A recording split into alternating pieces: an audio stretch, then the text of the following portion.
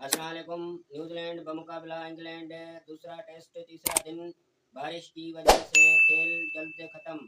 New Zealand की position मुस्तकम। Day अवल test तीसरा दिन बारिश की एंट्री। न्यूजीलैंड को 137 रन्स की अहम बढ़तरी हासिल। इंग्लैंड शदीद दबाव में। इंग्लैंड की पहली इनिंग का खात्मा। इंग्लैंड की पूरी टीम में 291 रन्स बनाकर आउट हो गई।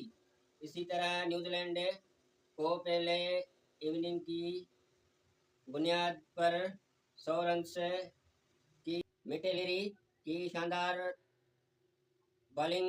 न्यूजीलैंड की तेज गेंदबाज मिट हेलरी ने तबाहकुन बॉलिंग करते हुए इंग्लिश बैटिंग लाइन को तहस नहस कर दिया और 5 विकेटें अपने नाम।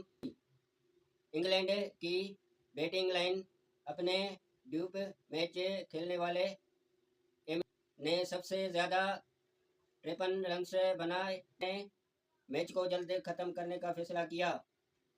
अपनी दूसरी इनिंग में 2 विकेट का नुकसान पर 37 रन्स बनाए। मेरे चैनल को सब्सक्राइब करें और बेल आइकन को प्रेस करें ताकि आने वाली हर नई वीडियो सबसे पहले आप तक पहुंचती रहे।